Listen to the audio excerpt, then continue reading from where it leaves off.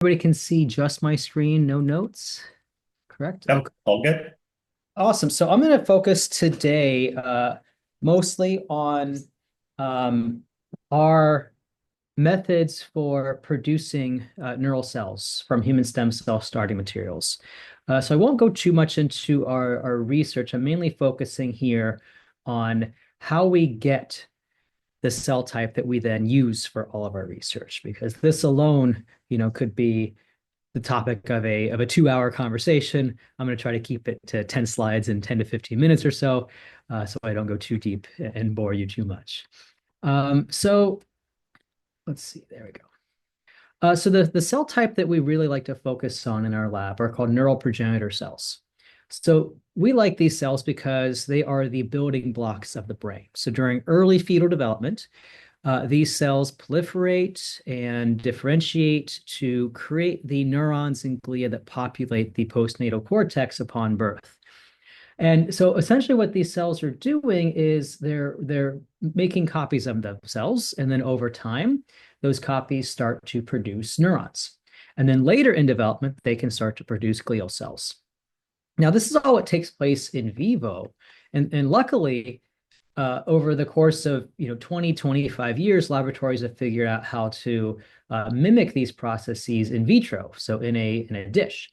And essentially what we do is we start with stem cells, and then we coerce those cells to become neuroprogenitors.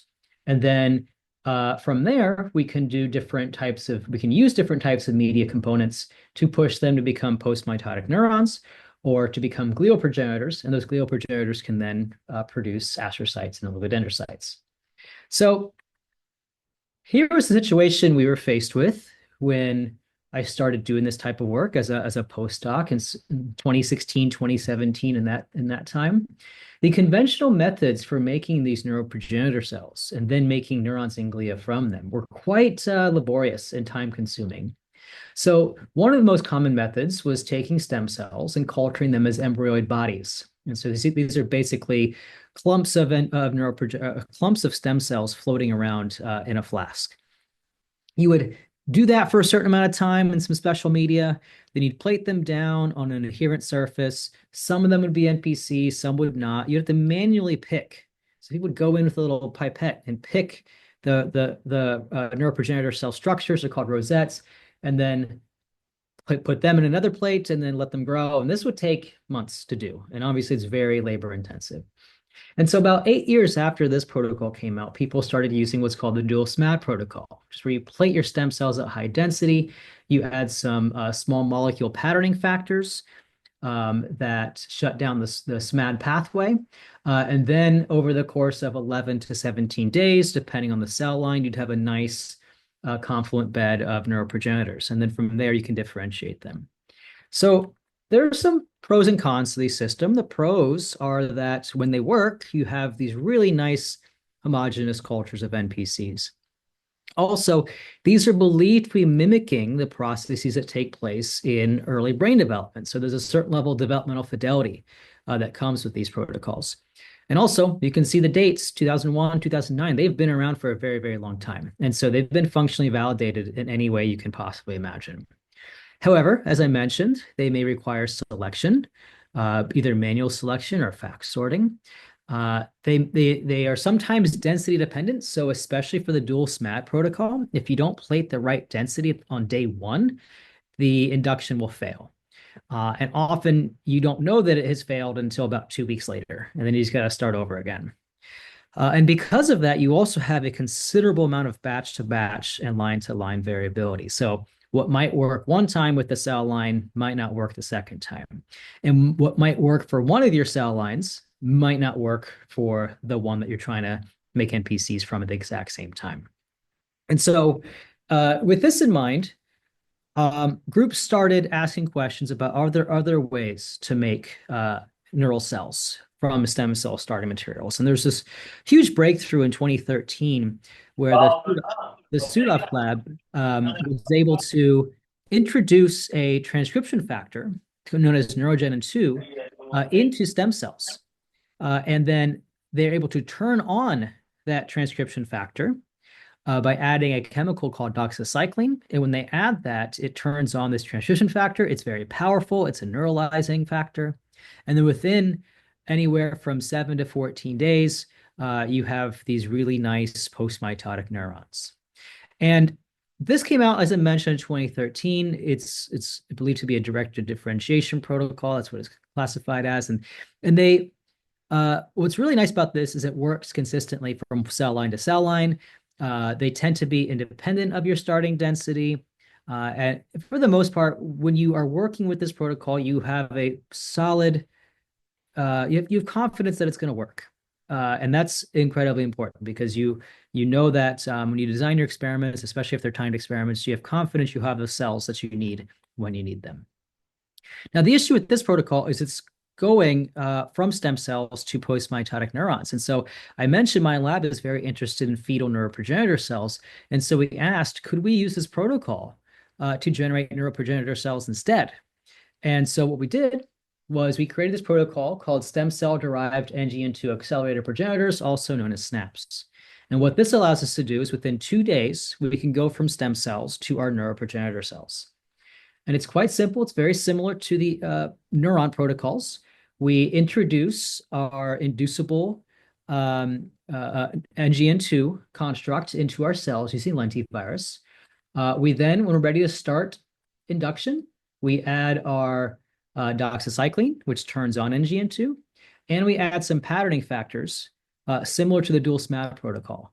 And the idea here is this is making it so that our NPCs are roughly all the same kind. So they're all, in this case, dorsal telencephalic NPCs. I see something in the chat. Okay, cool. It's just Katai. Cool. Awesome. And so we do this for about 2 days. If we do it any longer, the cells exit the cell cycle and they start to become post-mitotic neurons. If we don't do it for at least 48 hours, then we also have issues where they don't fully neuralize. We have a quick little purification step with puromycin. And so the cells that have the construct in them, the NGN2 construct, should also be resistant to puromycin while the NGN2 is turned on. And then we just expand in standard neuroprogenitor cell maintenance media. And then we keep these going for dozens of passages. I think up to 20, actually. I shouldn't say dozens. I think up to 20 passages is what we've done in the past. So what evidence do we have that these cells are actually fetal NPCs? Well, first of all, these cells express the canonical protein markers. So these are the protein markers that people tend to use when trying to characterize a neuroprogenitor cell culture to confirm that they actually are the cell type we think they are. So this includes nestin, PAX6, FOXG1, and SOX1. They're also missing OCT4. So OCT4 is a marker for stem cells. And so we actually quantify our induction efficiency by showing that a vast majority, over 99% of the cells, are no longer expressing OCT4. They also form these rosette-like structures, which is similar to what we see in a developing neural tube. And so they look like, we call them rosettes because they actually look like roses. And so we can see those in our cultures. And when we quantify the percentage of cells that are positive for these markers, we can see it's well above 80 to 85%, depending on the marker. One key advantage to this system is it doesn't matter how many cells you start off with when you start the induction, whether it be 15,000 cells per centimeter squared or 75,000 cells per centimeter squared, and anything in between. This protocol works regardless. Okay, one sec. I do see something popped up in the chat.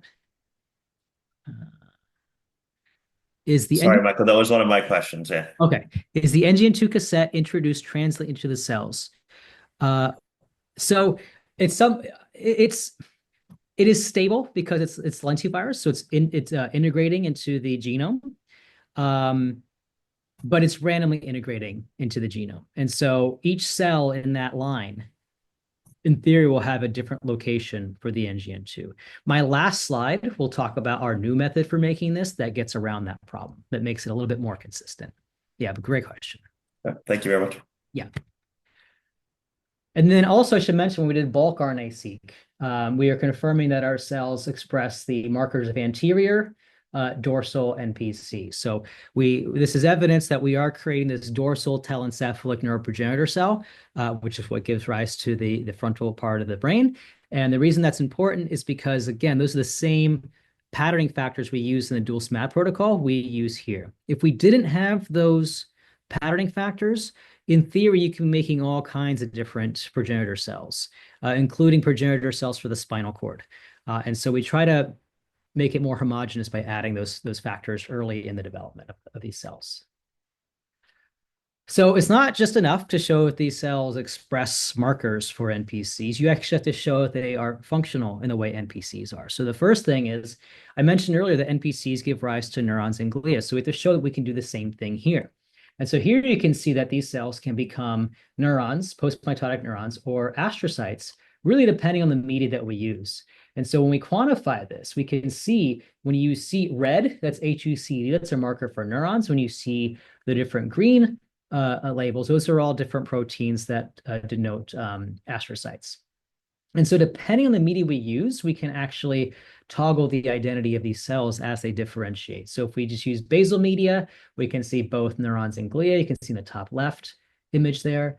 If we use something that's called astrocyte media from a company called ScienceCell, it makes a full bed of confluent, highly pure glial cells. So this is evidence that these cells are truly multipotent. They're also capable of self-renewal, which means they can maintain that pluripotency while also being proliferative.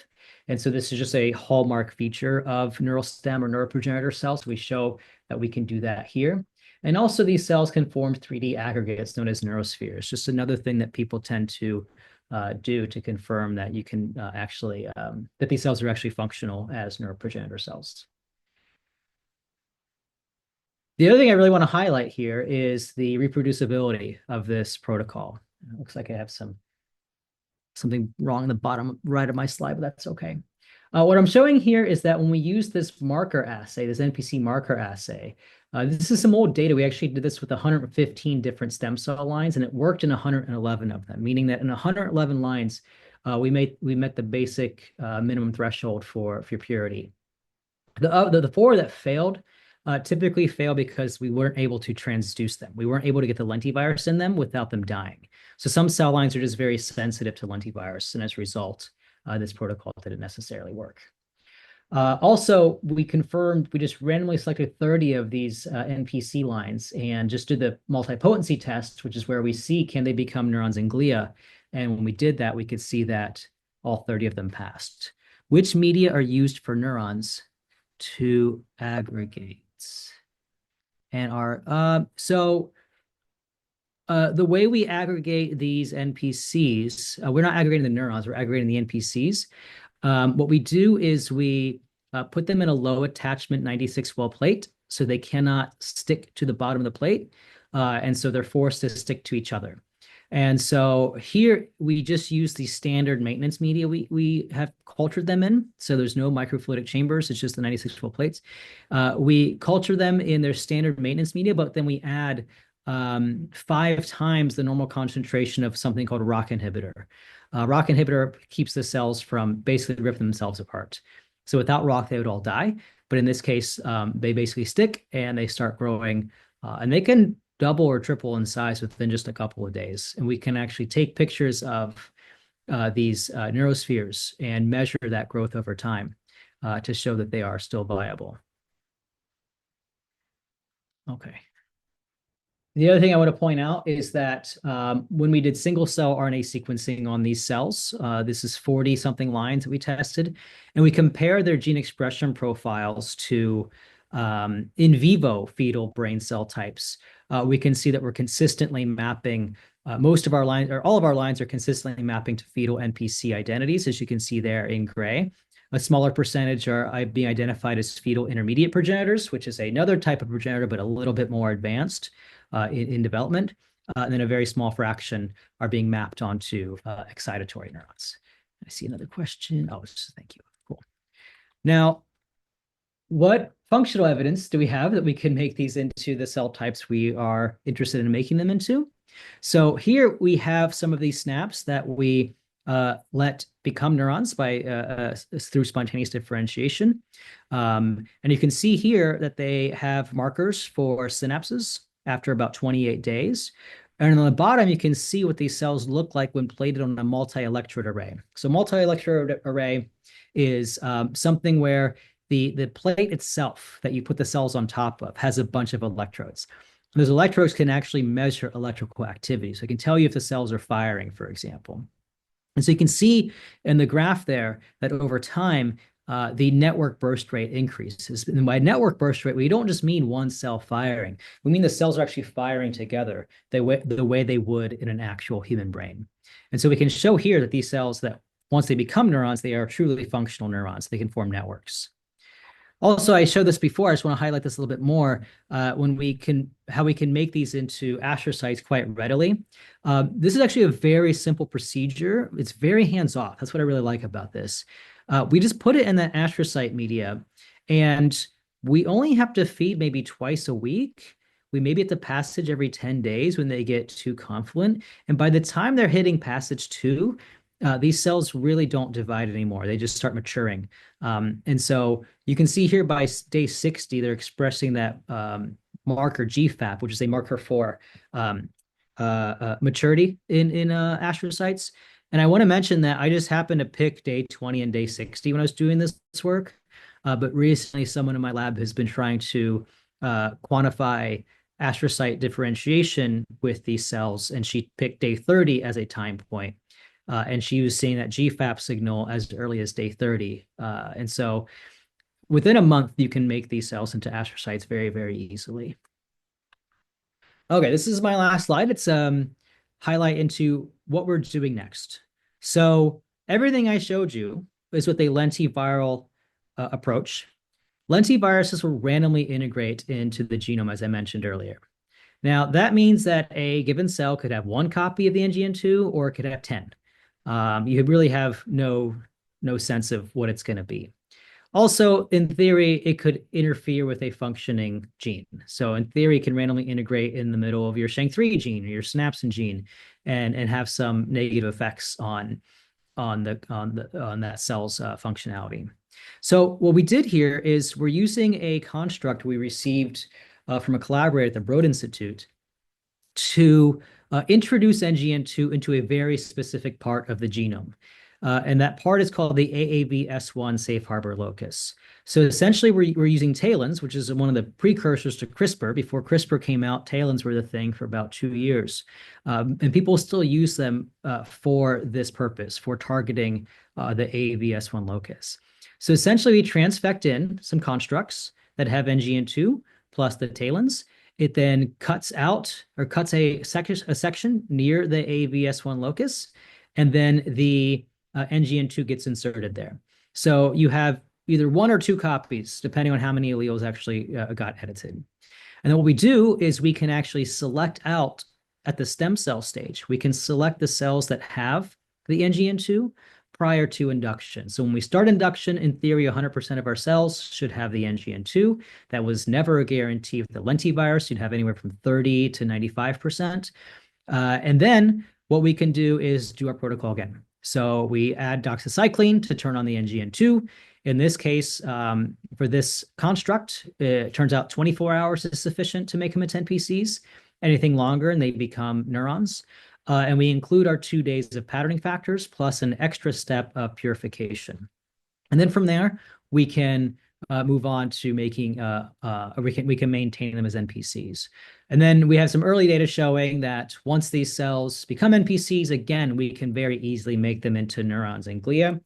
One thing I want to highlight here that really differentiates this from our other protocol is because the NGN2 is inserted into a safe harbor, it's highly unlikely that it gets silenced through differentiation. So a lot of the issue with the lentiviral protocol is that because it gets randomly integrated, as the cells differentiate into different cell types, giant sections of the genome get shut down. Now, if your NGN2 construct was in one of those sections, you can't turn it back on. You can't add doxycycline and expect those cells to become neurons. And in fact, when we would add doxycycline back to those SNAP 1.0 cells, some lines, 5% of them, only 5% would become neurons. Other lines, 100% would become neurons. So it was just completely random in that sense. Here, because it's in a region of the genome that does not get shut down, We can add doxycycline to our NPC cultures whenever we want, and within a couple of days, they will become post-mitotic neurons. We could also at any point add the astrocyte media, and 100% of them will become astrocytes, after 20 to 30 days. So this gives us a lot more flexibility, and it's much more reliable when it comes to making our cell types of interest later on in the process. So we are wrapping up some of the data for this, and we hope to have it be part of a manuscript that comes out later this summer. And yeah, so that's pretty much what I wanted to share today, and just give you some insight into how we make these cells that we then use for our studies. We're very interested in understanding how genes and environment interact during early brain development to shape who we are as people, as well as influence our risk for various conditions. And this is where it all starts. We first have to make our cells, and then once we can make these cells, we can start asking those questions. Okay, thank you very much. It's a great talk. And I'm curious in this very general question. So have you ever evaluated how closely your human iPS cell-derived NPC resemble fetal brain NPC at the transcriptomic level? Or is there any approach you have considered to incorporate aging-related feature? Because given that most neurodegenerative disease manifest later in life. Yeah, so this slide here was a quantification of that comparison to in vivo cell types, but this is being compared to fetal brain. So these NPCs are mapping onto fetal brain cell types. Now, if we took our post-mitotic neurons and let's say went to day 28, we haven't done that analysis ourselves, but several other groups have. And when they do that, they're seeing maybe third trimester neurons by day 28. If you try to age them a little bit more, they might, resemble the first couple years of life. But one of the major limitations of any in vitro approach right now for making neurons is that you're not getting them to be adult-like in any way. And so it makes it quite challenging to study neurodegeneration, right? So what people tend to do is they will take cell lines from individuals who have Alzheimer's or ALS or something like that, and they will culture them in a dish, and they'll stress the cells in some way. They'll add a stimulant or a chemical that is believed to create reactive oxygen species, for example, or increase tau or something, right? So they will try to mimic the later stages of life in the brain with some sort of exogenous factor to make the cells less healthy, and then ask, does genetic background, does that mutation actually make them more vulnerable to that chemical? But it's not the same as the neurons themselves being aged and then responding naturally to that exogenous component. It's more of does this knockout, does this point mutation make the cells more unhappy? So I'm sure there's a lot of people working in the neurodegeneration space to try to age these neurons more, but it's difficult, right? Time is still time. We can't, even if we culture them for 300 days, at best, they might, be within, the first year or two of life. I don't know how we accelerate that without creating a system that's so unnatural that we're actually not learning anything about how those diseases manifest. Thank you very much. Great answer. Any question, feel free to ask. I have go a ahead. quick question. Go ahead, Omar. No, go ahead. Okay. First of all, that was amazing. Thank you. I think for us at Thermo, it's always nice, unless we're at a conference or, take our own time and go to a scientist talk, we don't often get to see a lot of the current research that's being done in the field. We're sort of part of this behemoth organization and we sort of do what we do and we try to do it well, but it's really nice to be involved and get to see things like this. So really, really cool. And some of those PAC6 images especially were beautiful. Absolutely, absolutely really nice. We talked kind of, you mentioned sort of this model from a developmental perspective, say, and you sort of alluded to the implications and possibilities of using this in, say, neurodegeneration, for instance. Do you have a sort of disease model within that realm in mind that you'd like to focus on? And sort of piggyback to that is, would there be benefits to using this system for that type of particular model over, say, a more conventional approach? Yeah, so one thing I didn't go into was our bread and butter is a protocol or a system, if you will, that I helped develop as a postdoc, which is called a cell village.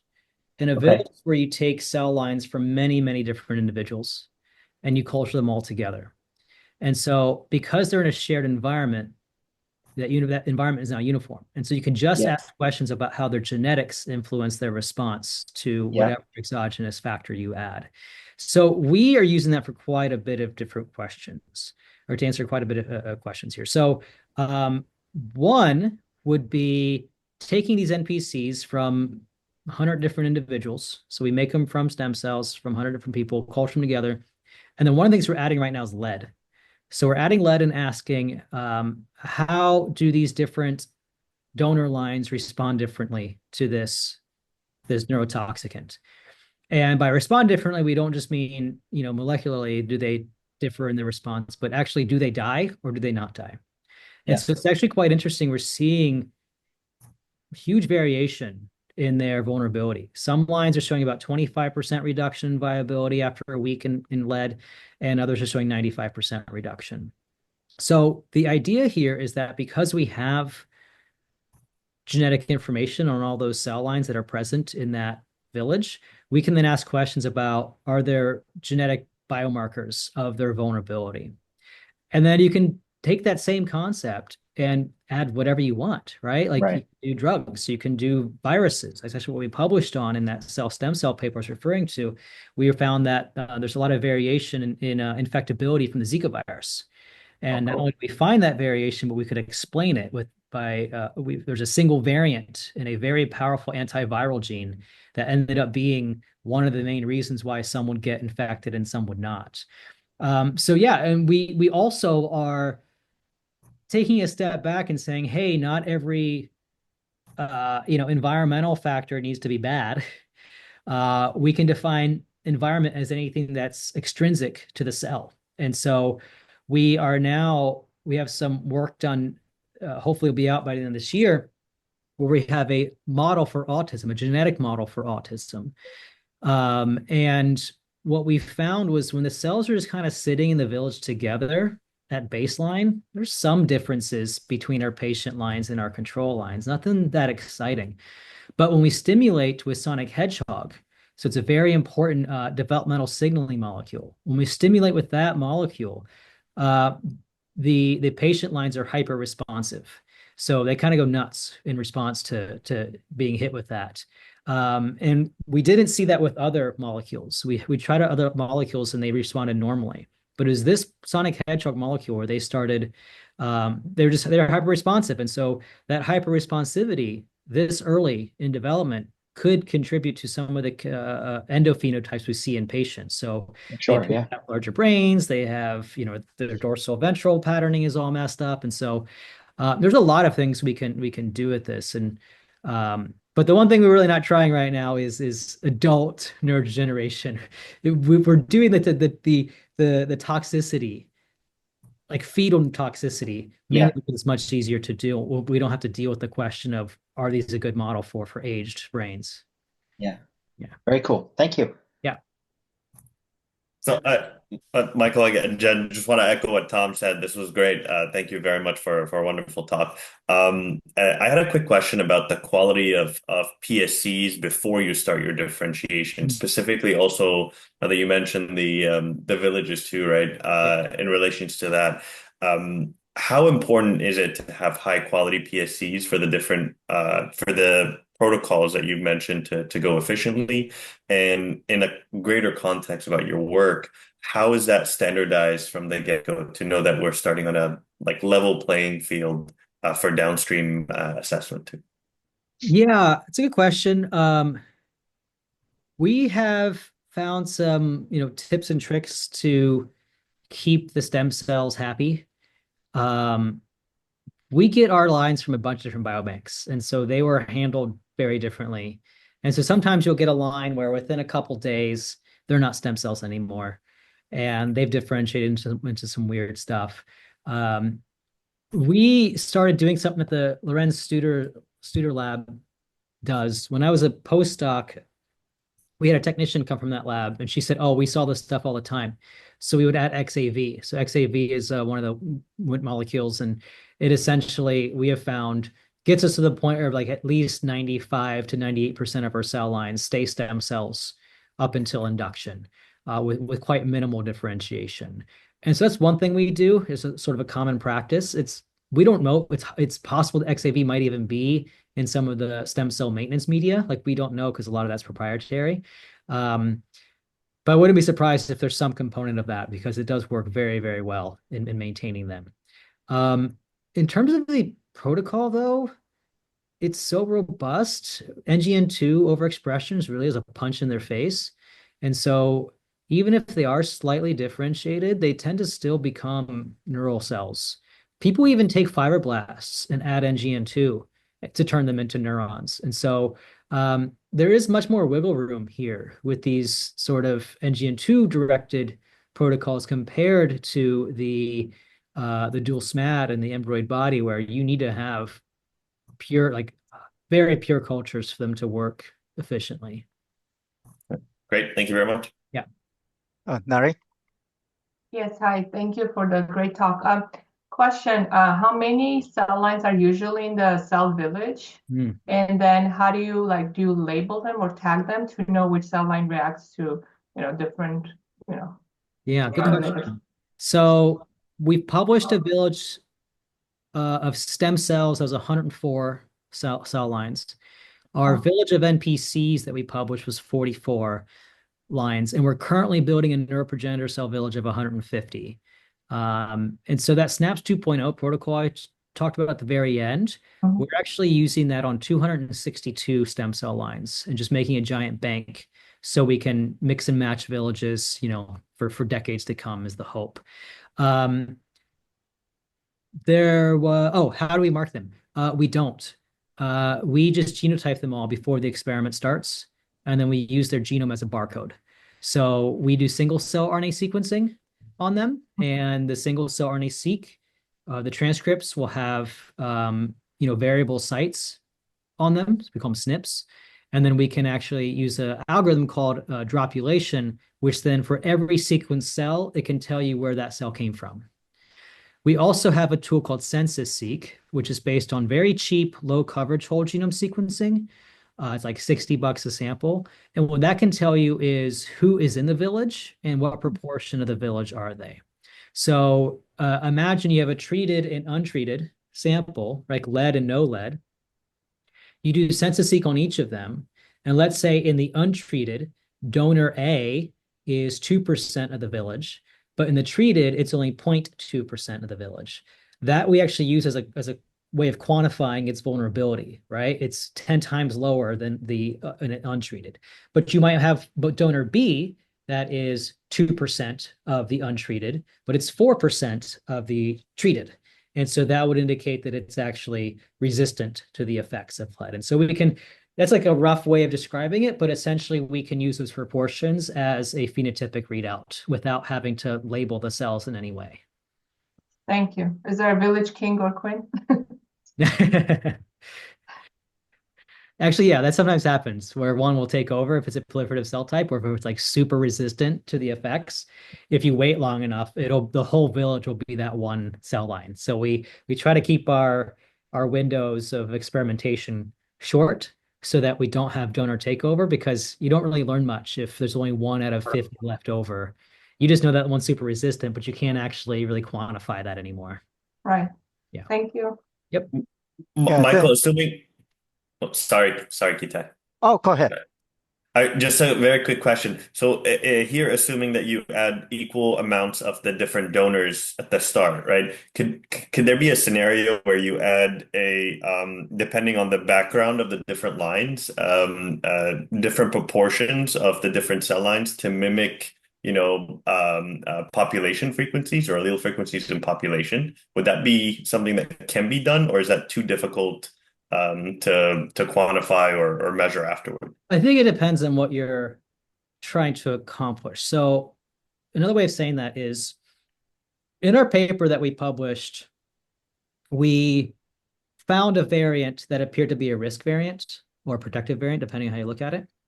And so based on that, we did some follow-up experiments on, it wasn't a village, but it was just like arrayed a bunch of lines at the same time, where we picked an equal number of donors in each of those genotype bins, right? So like AA, AT, TT, we had enough of them so we could run the experiment and show that genotype was actually associated with the trait. So if you have a variant in mind and you're like, hey, I know, let's say I have a European population, your donors are from European ancestry, and I want to make sure that there's a equal number, or I should say, I want to make sure for this particular variant that I'm interested in, that the allele frequency in my village matches the allele frequency in the human population. You could do that, but you'd have to go in with a specific variant in mind to do something like that.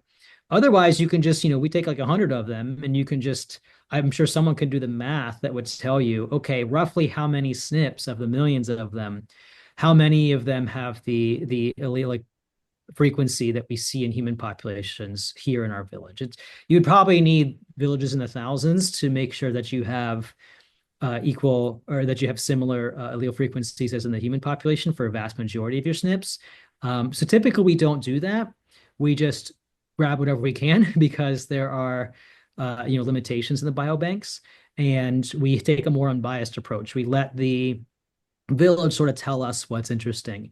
And the issue is you could miss some. You could definitely miss some SNPs that way. In fact, the SNP we found that was interesting for Zika virus, if we had not selected a European population, it's not like we selected it, it's just that was all that was available when we were doing those experiments. If we had, say, taken a population of donors from Southeast Asian descent, then we would not have found this SNP because it's actually not present in those populations. It's actually only present in decent proportions, decent frequencies in European populations. And so, yeah, it's something that would have to be thought about very carefully. If you had robots and you had thousands of lines, then yeah, you could do this. Otherwise, you have to kind of pick and choose what you want to highlight. This is where automation comes in play. So it's the future. Thanks for that. That's really cool. Thank you. Sure. Yeah, thank you, Dr. Well, for sharing such insightful and inspiring work in MPC differentiation and the disease modeling. And we truly appreciate your time and expertise. And thank you again. And with that, now we will now transition into the next portion of today's session to Dr. Thomas Forbes and Dr. Omar Farah. All yours. Thanks, Kitai. Let me just bring up the slides here. Could have done this a minute ago, but I didn't.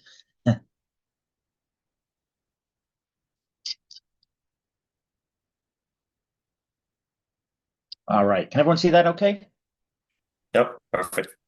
Fantastic. Well, thanks again, Michael. That was interesting, super, super interesting. And I'm sure we'd love to pick your brain for another hour about this stuff, but we don't want to keep these guys all day.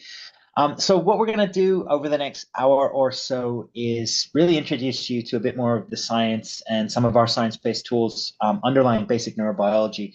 I'm going to take kind of a top-down approach here and piggyback a bit off of some of the stuff that Michael talked about.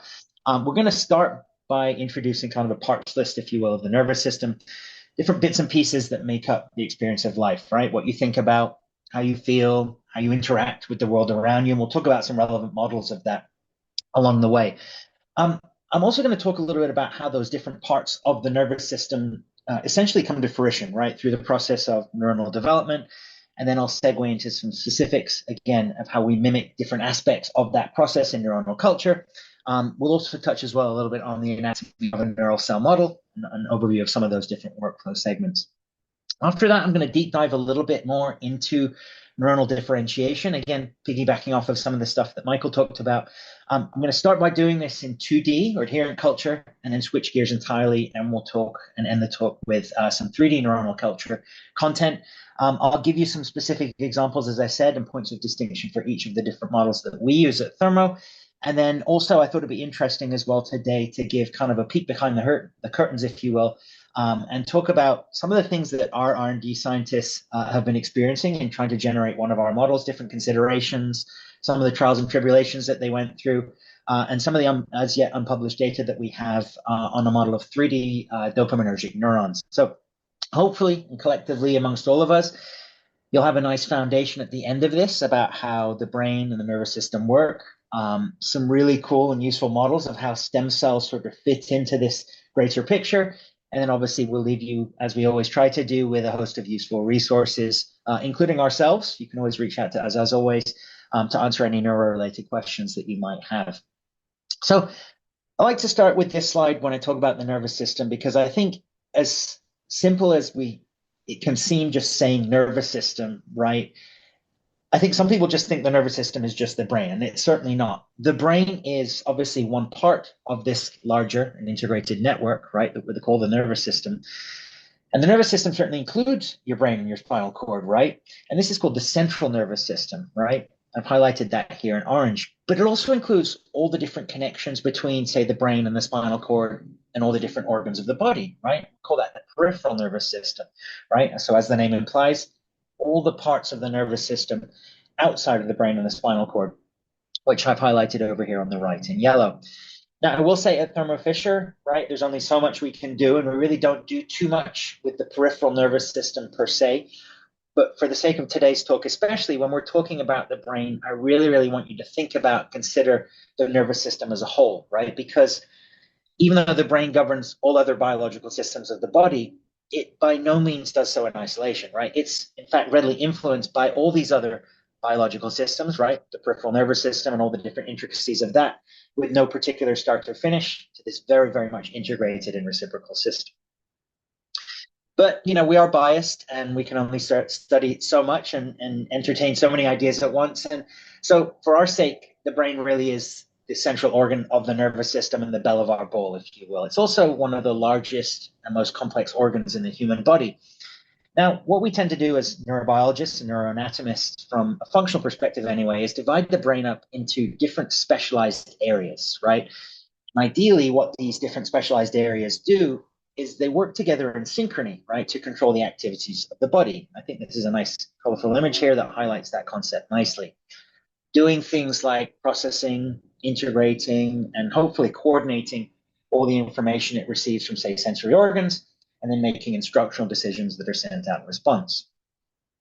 We also divide the brain into different distinct regions or lobes, right, which often makes it easier to model or study, right? And so we've got the frontal lobe up here, right? And this is responsible for things like problem solving, motor function, judgment. We've got the parietal lobes. These manage things like sensation and body position, amongst others. We've got the temporal lobes. These are involved in things like memory and hearing. The occipital lobes, which control things like the brain's visual processing system. And so what we hope anyway is collectively and throughout life, these lobes will integrate and serve to help us survive, and ultimately serve as our portal then into helping make sense of the outside world. And in the most basic manner, the brain does that through 5 different mechanisms: sensation, perception, feelings, thoughts, and behaviors, as I've listed down here on the bottom left. And really at its core, again, it's trying to accomplish one thing, right? Take those perceptions of the outside world, merge those with perceptions of the inside world, and then suitably link them in a way that allows us to respond to our environment appropriately. It's typically through behavior and output. And as we'll talk about today, this is a process, we hope anyway, this constant medley of integration, but in some cases disintegration that occurs over the course of the lifespan. Now, functionality aside, if we were to dive one level deeper and again consider just the structure of the brain here, it's really comprised of 2 major tissue types. We've got the gray matter, which is the neurons and what's called unmyelinated axons. We've got the white matter, and that's all that kind of fatty tissue in between that's comprised of what's called myelinated axons and blood vessels. And a really simple analogy that I was taught ages ago is to think of the gray matter as your computer and the white matter is all the cables necessary for that computer to operate. We dive one level deeper than that. The brain is made up of billions, literally billions of nerve cells and supporting glia, and I'll introduce what those different cell types are in a moment, that we hope collectively communicate through trillions of tiny, tiny connections called synapses. And so it's really this vast network of things like cellular and electrical circuitry that you see over here on the right that allows the nervous system to function, as you see over here on the left. Now, if we're talking about the nervous system, though, I want to get, again, a little bit more specific here, because it's not just this big loop of wires that connect the brain, the spinal cord, and the peripheral nervous system. But again, it's billions of these tiny little nerve cells or neurons that comprise this vast network. And that's what a neuron is. It's just a nerve cell, right? And they're separated, again, by these tiny, tiny gaps called synapses. And those synapses, or those tiny gaps, are where chemicals and neurotransmitters from one neuron are spit out and then received by the next nerve cell in the series. And that then passes electricity down the length to the next nerve cell, and so on and so forth. And so the way that we like to think about your body, all these integrated nervous system functions, is that you're just a flow of electricity between different nerve cells, right? And Omar has certainly heard me say this before, but I think we often grossly overcomplicate this. We think our experience of the world makes it seem like all these different things happening in the world that's going on around us are sort of mimicked in this sort of theatrical presentation that's happening inside us, inside our brains. But honestly, that's grossly overcomplicating it. The language of the nervous system, in its simplest and most translatable form, is really just electricity. Now, within the nervous system, there's other really important cell types too. And so during this process that I've listed over here on the left, called neurogenesis, which is something that occurs throughout life, neural stem cells differentiate, right? They become any one of a number of structurally and physically specialized cell types, right? Like neurons. Neurons are the control cells, if you will. These are the electrically excitable cells of the brain, the spinal cord, and the peripheral nerves. And then there's glia. Glia are something that helps support neurons and maintain their environment. There's a couple of types of glia that I wanted to highlight. But oligodendrocytes at the bottom here, which make a substance called myelin. Myelin wraps around neuronal axons, so the elongated portion of the neuron. And this wrapping, you can almost think like a roll of toilet paper, if you will, allows them to effectively communicate with one another, insulate that whole process, right? Hence things like the reaction time and processing speed. We've also got astrocytes, right? And these are the most abundant cell type. Astrocytes are really important because they help provide things like physical and metabolic support to help keep neurons happy and healthy. They also play a pivotal role in the brain's response to injury. And I've not listed them here, but there's another cell type that you may have heard of as well called microglia. Microglia are kind of a big thing in the neuroscience space at the moment. As the name implies, microglia are a type of glial cell that you can think of as, say, the resident macrophages of the brain and the spinal cord. And they certainly interact closely with cells like astrocytes. They influence each other's function and responses during things like health and also in different states of disease. But really a big point of distinction between, say, microglia and astrocytes is their origin. Astrocytes are derived from ectodermal neural progenitor cells, while microglia are derived from the yolk sac during embryonic development. So the take home here really is that it's this vast network of cells within the nervous system that allows for this rapid propagation of electrical impulses. And it's these electrical impulses or electrical activity that allows us to respond to the environment appropriately. Okay, so where do these cells come from, though? Michael talked about this a little bit, but this dynamic electricity-fueled functionality of the brain and the nervous system begins before we're even born through the process of neurogenesis. Neurogenesis is really the ability just to create new neurons and then form connections between those neurons, right? That functionality component. Neurogenesis is obviously really, really important as an organism's developing, but it also continues in certain brain regions after birth, even throughout the lifespan. Obviously, quite greatly diminished as we age, but I will say you certainly don't always need a lot of new neurons to kind of disturb and refine the network and therefore tailor the system. So during neurogenesis, these neural stem cells differentiate. As I said, they become any one of a number of structurally and functionally specialized cell types. This happens, as you might imagine, at specific times and regions in the brain. And we're not going to get too much into that here. But neurogenesis is really, really important during development in the front part of the brain, right? That prefrontal cortex, which is actually the last part of the brain to develop. The prefrontal cortex actually undergoes changes until about the mid-20s or so, we think.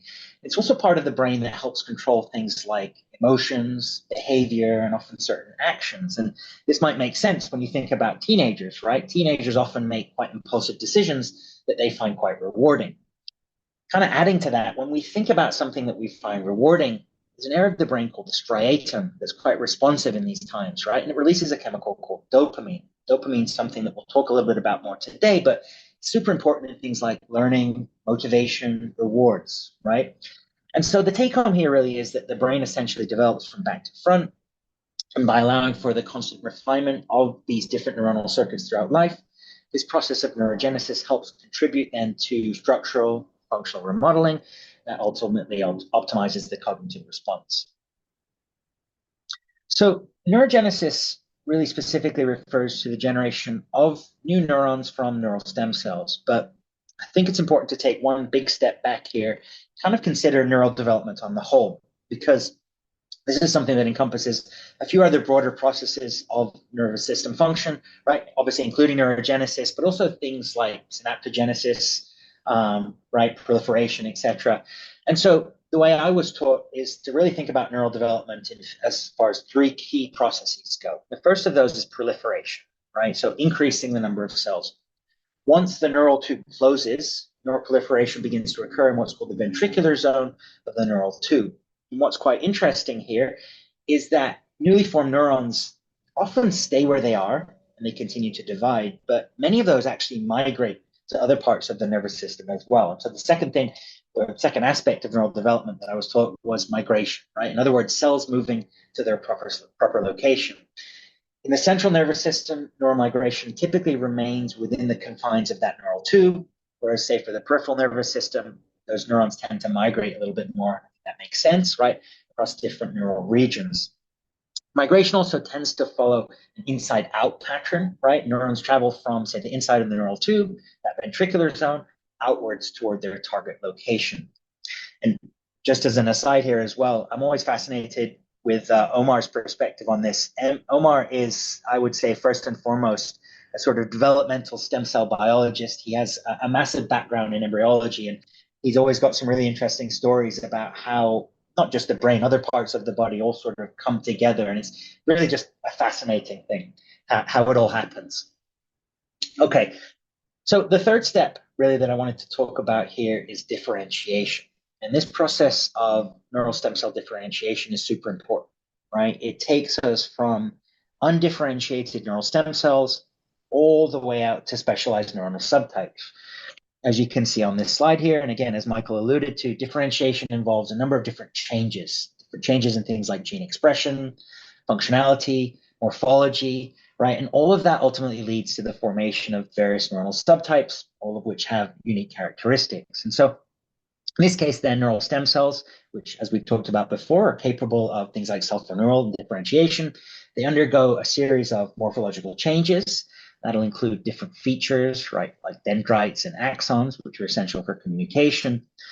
Along the way, there's different specific signaling pathways and transcription factors that guide this differentiation process, right? Ultimately, as these cells acquire their specific function and then form different connections with other neurons, again, through those synapses, right? And again, that enables the refinement of these complex neural networks that ultimately drives brain function. So neuronal differentiation is a really, really important part of brain development and regeneration, which obviously has significant implications in health and disease.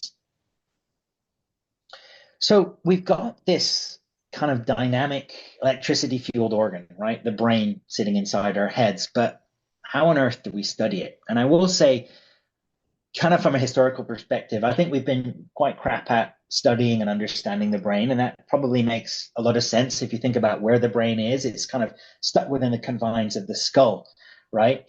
But nowadays we're fortunate because we've got a number of different model systems to study health and disorders of the brain. I've listed a couple of those here, starting on the left. We talked a little bit about this before, right? But planar or 2D culture models are kind of our bread and butter. They're readily available. They're quite easy to manipulate, but we've always got to consider that inside the brain, especially, they lack a lot of the very particular and nuanced cellular architecture, as well as, say, the cellular diversity necessary to mimic closely, anyway, human disorders. We also often employ behavioral studies. This isn't something that we do at Thermo Fisher, but it is something that's quite widely used in the field. Behavioral studies are often performed in, say, rodents, like mice and rats, for instance, and they really are a nice bridge between, say, the inner workings of an organ and functional output. But we've always got to keep in mind that they're not directly translational, right? Because we're obviously dealing with animals after all. In the context of the brain, too, I will say that a lot of adult onset disorders, right? If we think about, say, neurodegenerative disorders like Parkinson's disease, they do tend to impact our physiology as well, long before behavioral changes can actually be detected. We also often use human tissue when studying neuroscience, right? Human tissue is great. It gives us this kind of intact structure and therefore this 3D microenvironment. Obviously, when we're using cadavers or post-mortem tissue, right, it lacks that functionality component because we're not using live tissue. There's also oftentimes a limited availability of the amount of tissue that you can actually get your hands on as well for certain studies. And then lastly, on the right here, we've got different 3D models, and there's loads and loads of different types of 3D models nowadays. But these are often derivable from human cells. And because of that, this often more closely helps recapitulate things like the cytoarchitecture and, say, the inherent functionality of a particular organ like the brain. And so when we're studying, say, the brain, 3D cultures do tend to replicate those in vivo conditions much more accurately than, say, the 2D systems on the left here. And that means that cells cultured in 3D typically then give us data that are more physiologically relevant, right? So often closer to that of cells in their natural environment. Now, within the stem cell space at Thermo, there's really only two types of 3D models that we use at the moment anyway, and those are suspension culture, which we've talked a little bit about before, and organoids. And I will touch on a little bit of each of those different models today in the context of the brain.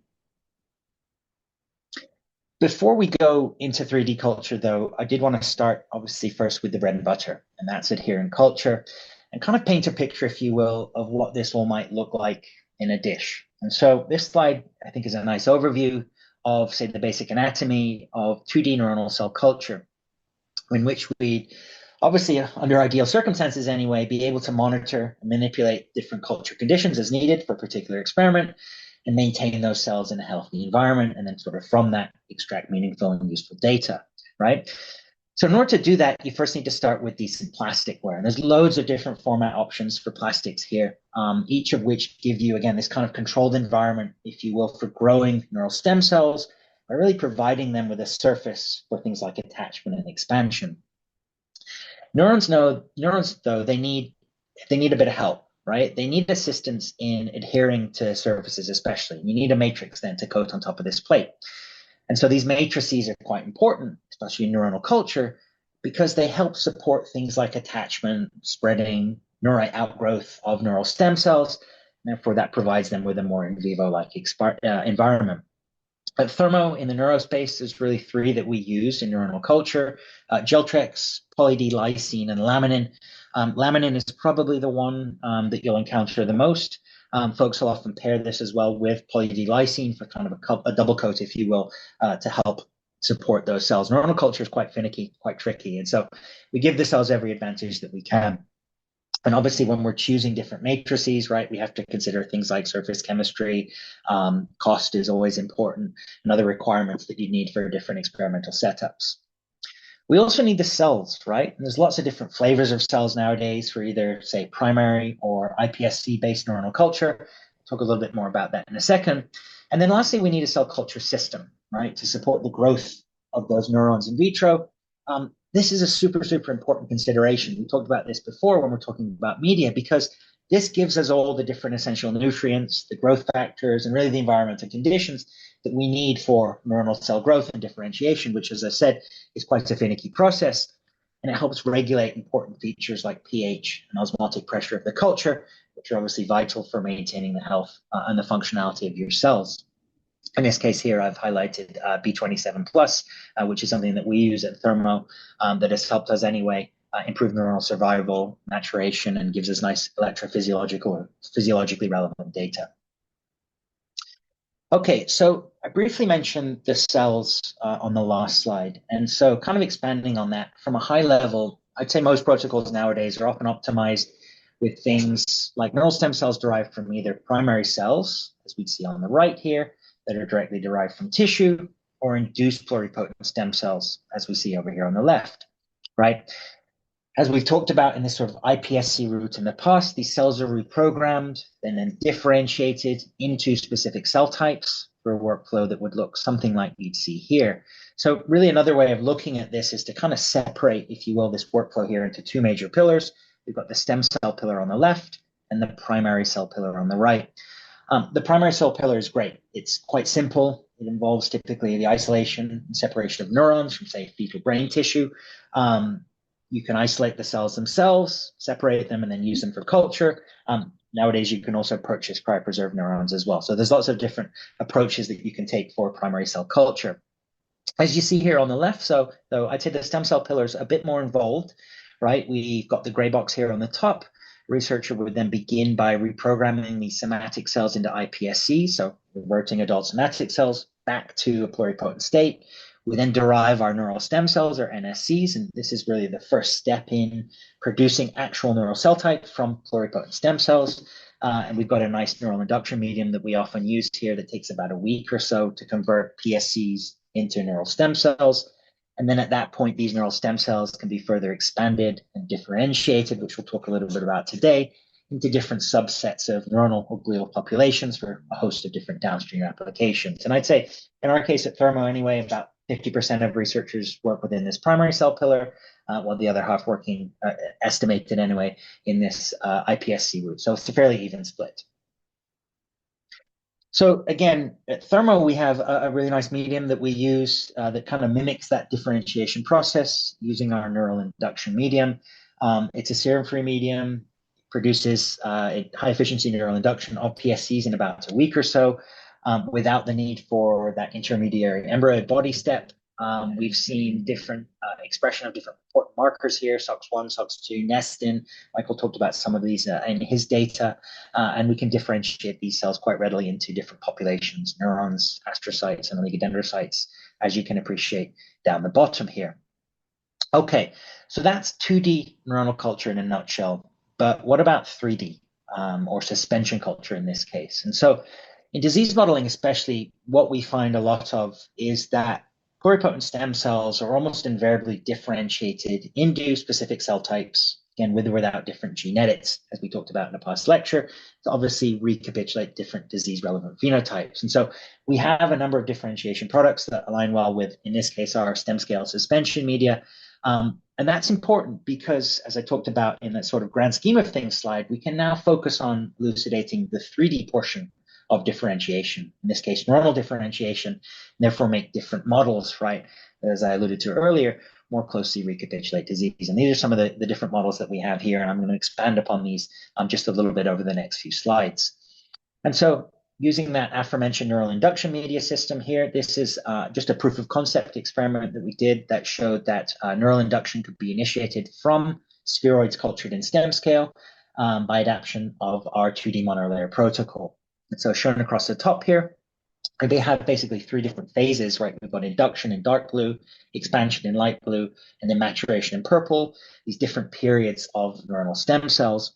And then across the bottom here is what we did is we tested those protocols for spheroid differentiation in suspension culture using our stem scale media. What we did is basically performed a simple media change at day 0 to induction media. And then what we saw afterwards was a good deal of flexibility, as you can kind of appreciate here, with regards to the number of days for things like induction time and expansion time. What we found, starting from suspension culture in this case, was that on day 11, we're able to achieve the same number of neural stem cells compared to that seen in 27 days of adherent culture. So basically cutting induction and expansion in half. And then by about day 32, we saw about the same output of mature neurons, otherwise seen in adherent culture at about 48 days. So in our case, we found that it was useful to initiate neural induction from suspension culture because it allowed for a shorter duration of induction and ultimately a higher yield of mature neurons in less time. Now, we also were able to scale this differentiation across different kits as well. And so this is what we observed with regards to dopaminergic neurons. So in this case, we're using our PSC dopaminergic neuron kit. And again, this is something that enables differentiation of pluripotent stem cells into functional dopaminergic neurons, which we would use to study, say, Parkinson's disease. And again, I'll expand upon that a little bit later. But what we did here, again, is adapted the kit to initiate the expansion of spheroids in stem scale This allowed for the production of the same amount of these FOXA2 OTX2 expressed neurons in a 25-day 3D protocol versus 35 days in adherent culture. Just quickly, a bit of background. FOXA2 is super important. It's one of the first transcription factors that we know is expressed in the ventral midbrain. And there's also some really cool data with FOXA2 out there as well, different gain and loss of function experiments indicating that FOXA2 is really, really important and necessary to produce midbrain neurons during development, but that it's also expressed in adult dopaminergic neurons, where it helps regulate their survival. OTX2 is also quite interesting. It helps regulate expression of different proneural genes, MASH, ASCL1, neurogenin-2, amongst a couple of others as well, to help them promote neural differentiation in proliferating midbrain progenitors. So FOXA2 and OTX2 are really important, crucial, I would say, transcription factors that play really important roles in the development and maintenance of dopaminergic neurons. So nice proof of principle experiment here. Okay, so that was spheroids. Spheroids are one type of 3D culture, right? But what about 3D models like organoids? So again, as I often like to do, I want to backpedal just a tiny bit here and give kind of a brief side-by-side comparison of spheroids versus organoids. And I'll be honest, this is something that I was really, really confused with in the past. I honestly thought they were the same thing at first. They're not. Spheroids and organoids both give you the opportunity to create these sort of quite complex three-dimensional models. And as we talked about before, these different models allow us to more accurately recreate in vivo-like tissue and organ conditions. But obviously, in certain applications, one model might work best over another. So how do we know which one to choose, right? Well, I think it obviously depends on the application that you're working with. These spheroids are 3D cellular aggregates. They're composed of one or more cell type. They have an enhanced physiological response, as I said, over, say, 2D culture. Generally speaking, spheroids do retain the characteristics of the starting cells, but they don't actually undergo spontaneous differentiation or self-organization. Whereas organoids over here on the right, again, they're 3D structures derived from, in this case, either PSCs, also in some cases organ progenitors, so from tissue-specific stem cells, that do spontaneously self-organize into differentiated functional cell types and progenitors.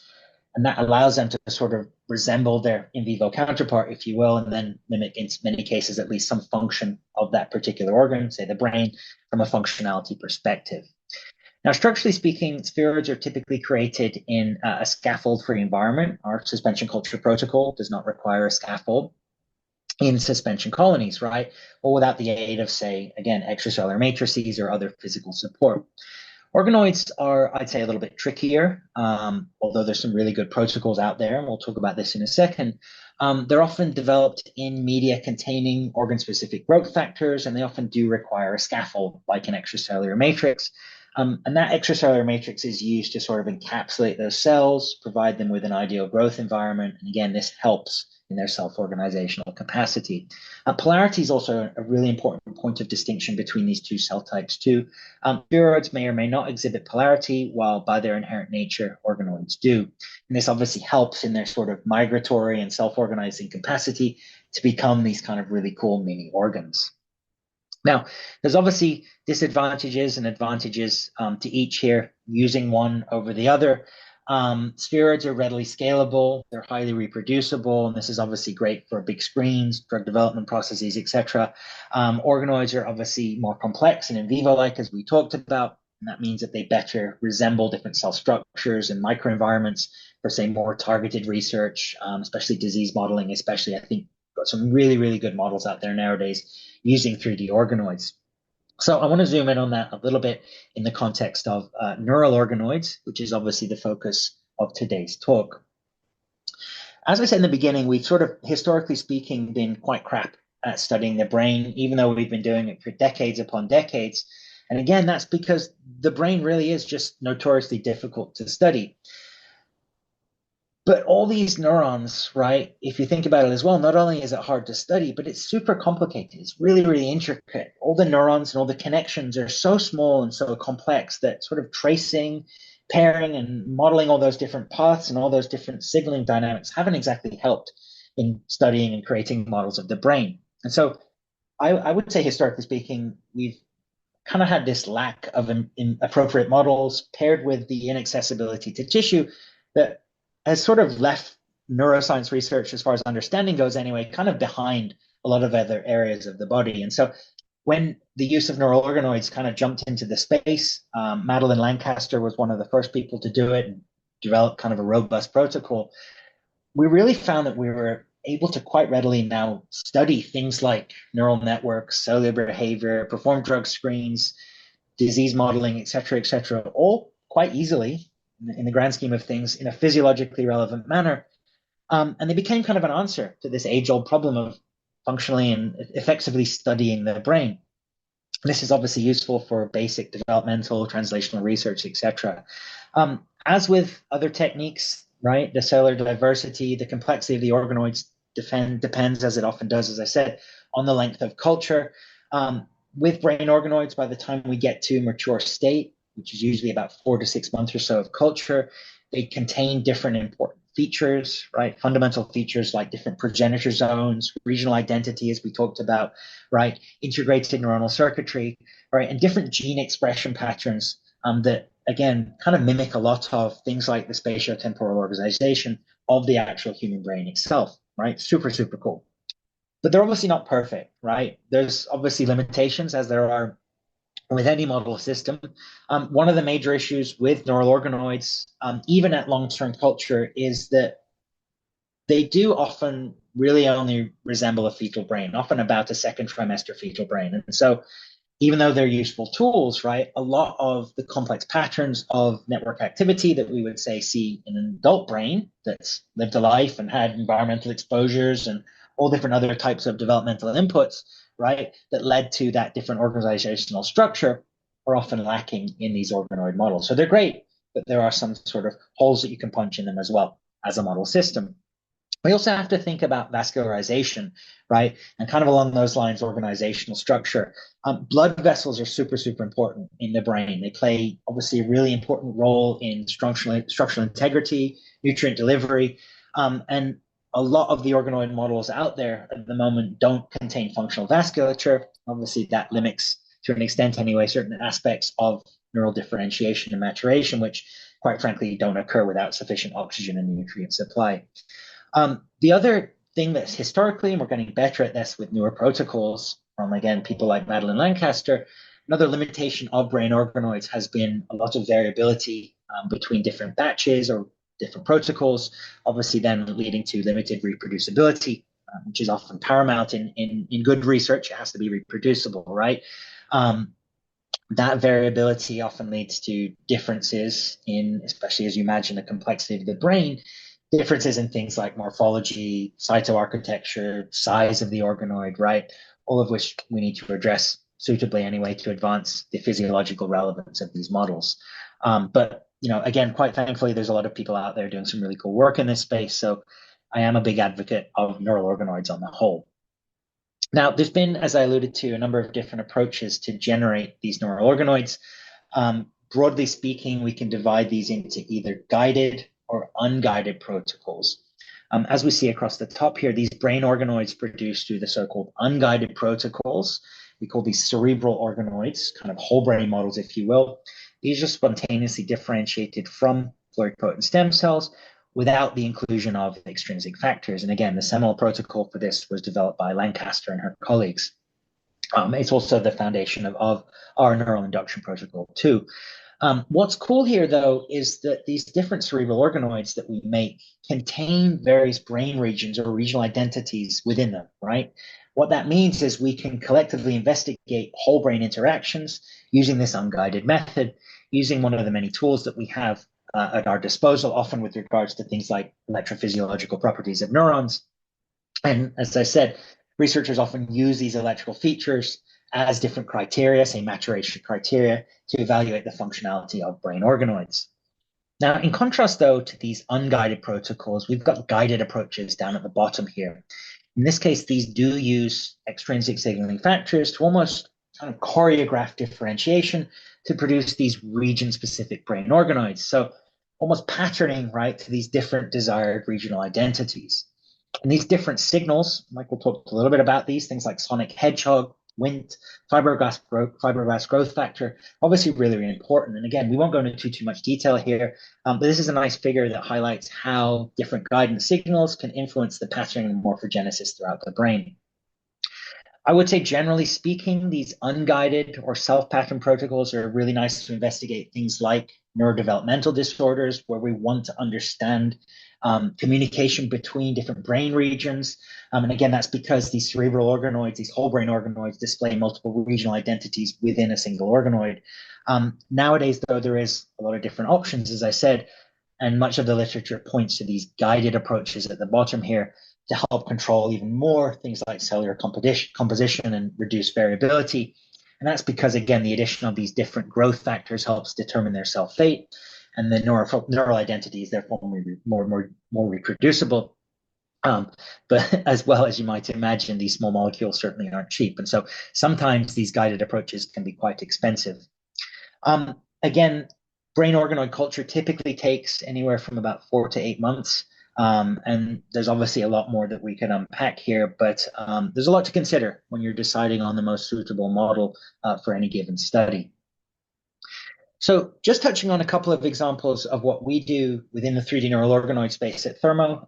This is the first example of brain organoids produced through an unguided approach, again, so without the inclusion of extrinsic signaling factors.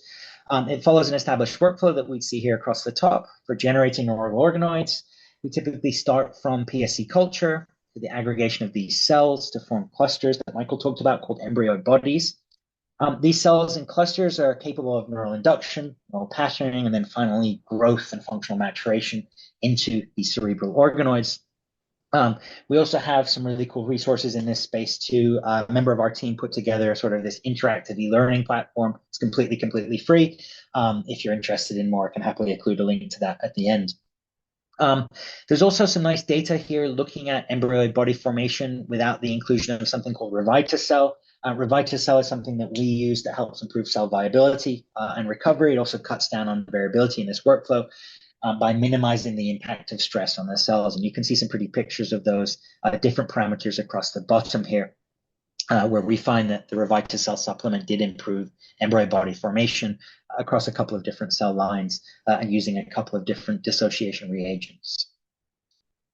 So again, that was the whole brain. That was the unguided model, right? And again, we touched briefly on organoid models that recapitulate different regional identities via the guided approach across the bottom here, which again utilize these different extrinsic signaling factors to choreograph that region-specific patterning. So in this case, just to be clear, what we're doing is shifting from the previous cerebral or whole brain organoid model to one that pertains specifically, in this case, to the forebrain. The first example I'd like to talk about, that's this big area up here in the front of the brain. The forebrain really is the largest region of the brain, right? It's responsible for loads and loads of different things, receiving, processing information, sensory information especially, thinking, producing, understanding language. It regulates, or a lot of folks would say gives final say to different autonomic, endocrine, and motor functions. And so it's a really, really important, really large part of the brain. And again, I won't go into too much detail here, but what we were able to do is adapt both 2D and 3D configurations to generate organoids in about a month and a half or so, which is a nice amount of time. We tested this protocol here for forebrain organoids in a number of different media systems. We looked at enriched medium, in this case StemFlex. We looked at suspension medium, in this case StemScale. We even looked at the use of more defined medium like E8 or Essential 8 to ultimately differentiate and form these mature cortical organoids with this forebrain specific phenotype. Just quickly from a high level, as you see across the bottom here, human PSCs were grown as suspended aggregates, again, in the media system of choice. They were neuronally induced, they were expanded, and then depending on the format, the spheroids were either dissociated into individual cells or continued their development in suspension before being introduced to maturation medium. Data-wise, and just as far as the storyline goes here, what we did is first confirm that the organoids had a forebrain-specific identity. We measured different gene expressions using a custom qPCR panel. What we're looking at on the left here is quantified gene expression in spheroids specific to 3 regions, the forebrain, the midbrain, and the hindbrain.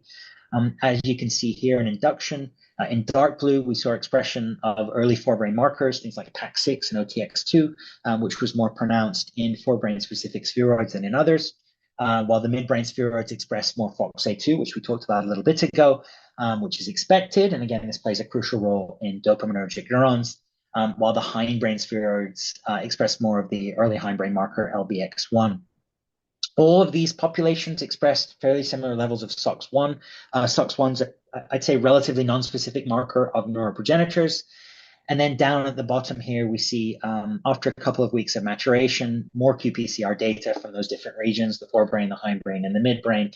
And again, without going into too much detail here, this was in agreement with the literature as far as different gene expression levels that we'd expect in different regions of the brain at this maturation time point. Now, to kind of establish a convergence between gene and protein expression data, what we did here is we utilized immunocytochemistry. We quantified levels of something called TBR1. TBR1 is a reporter of mature forebrain phenotypes. We also looked at expression of non-neuronal genes, things like GAL-C and S100 beta. These are important metrics, right, to define the presence of, say, non-neuronal cells, like glia, for instance, that we would expect in more complex models that, again, better mimic the natural environment. So as you can see on the right here, we're looking at forebrain cultures after 2 weeks of maturation in either whole mount, sectioned, or adherent cultures. The spheroids at the top here, they were fixed and stained with TBR1, which again, as I mentioned, is specific to the mature forebrain, as well as HuC and HuC-D, which are antibodies that bind specifically to antigens on neuronal cells. Below that, we have a few images of 3D sections on the left and 2D sections on the right. And again, using antibodies against forebrain-specific markers and a couple of other markers, pan-neuronal markers like MAP2, for instance. What we found is that co-localization was indicative of a cell population specific to the later stage forebrain, which again is in agreement with this gene expression profiling on the left here. We then tested a method that allowed us to see if we could help accommodate researchers that were used to using linear media systems like Essential8 to basically transition to more defined medium, to more enriched medium, right, to then develop these forebrain-specific organoids. So we tested different media systems using an orbital shaker and also under static conditions.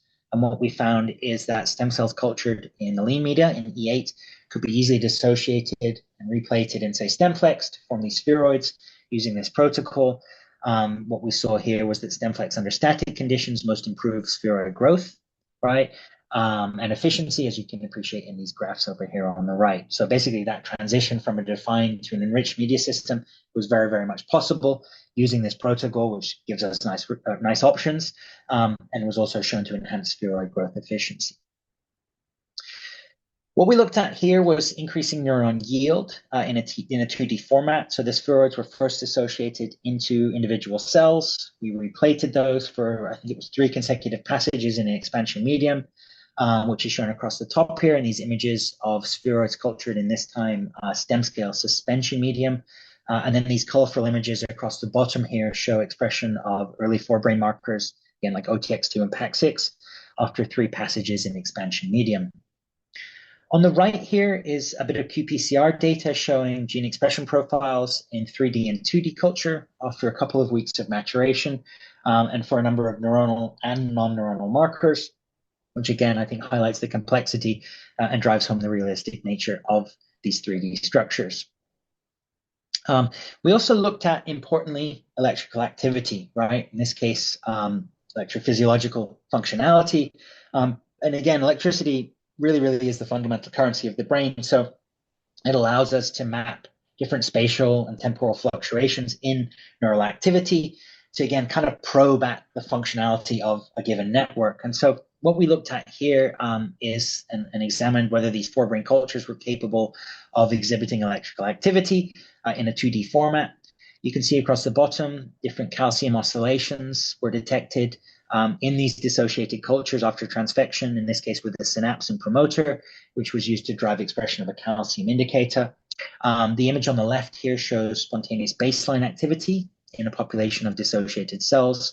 In the middle here, we see elevated activity after treatment with PTX or picrotoxin, which is a neuronal stimulant. And then lastly, on the right, reduced activity after a neuronal suppressant called tetrodotoxin or TTX. And then these trace images show reduced activity after treatment, as you see here, right? And they also show the intensity of fluorescence that we show with regards to calcium channel activity over time. And I think these, just see them out on the slides here, these little asterisks indicate the time point at which each of these different images was captured. In the 3D format, though, we looked at these cultures using an electrode array system. What this did, again, is allowed us to test the ability of these differentiated forebrain organoids to fire action potentials. And action potentials, really, in the most basic sense, are electrical impulses that send signals in the brain through different shifts or depolarizations in neuronal membrane potential.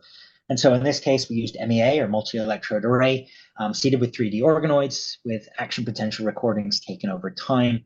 And again, I'm not going to go into the nitty gritty here, but neuronal activity and functional connectivity were detected. We found that neural synchrony increased and became more complex over time.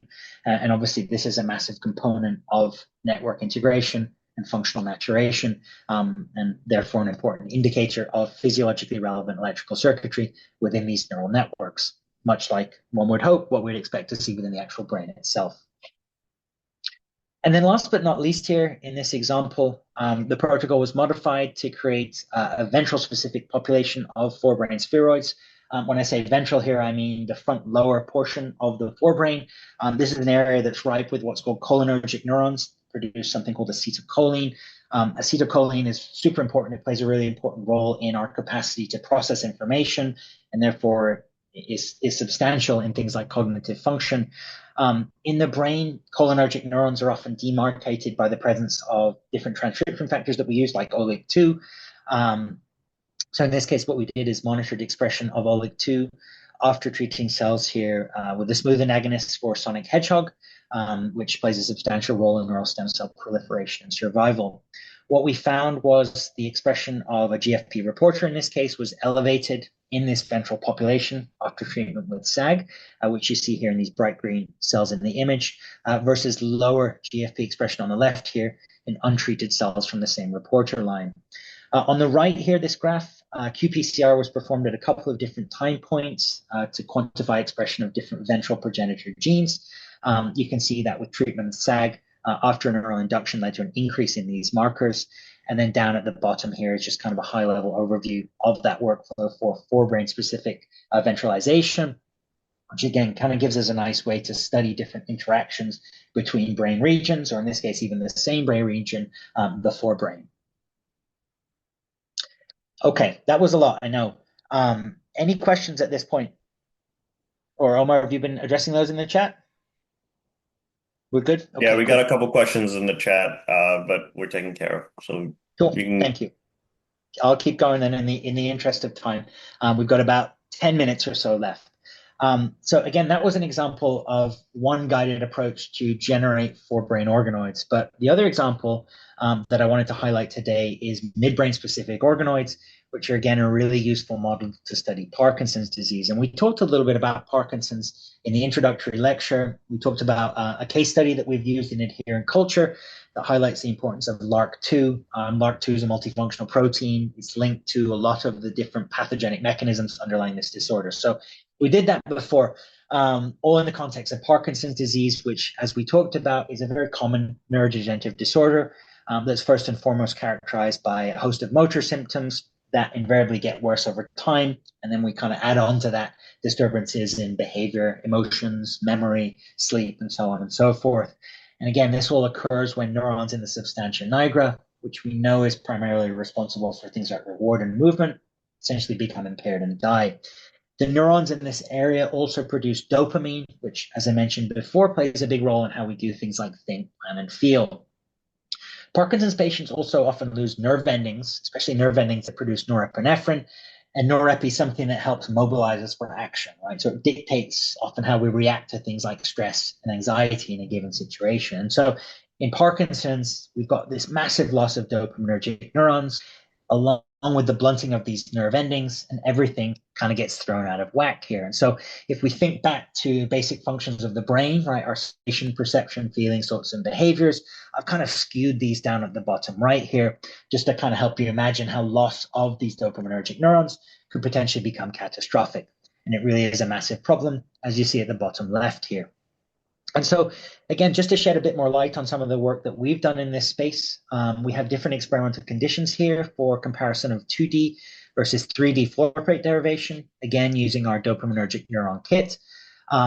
Just as a point of reference, because we use the word midbrain quite a lot, the midbrain floor plate is something that plays a crucial role in the development of dopaminergic neurons, kind of acts as a signaling center, if you will, that helps provide cues for specification and differentiation of these cells. And so in the top workflow here, we've got 2D floor plate specification of an attached human pluripotent stem cell culture grown in E8. What we saw was efficient specification of midbrain floor plate in 2D.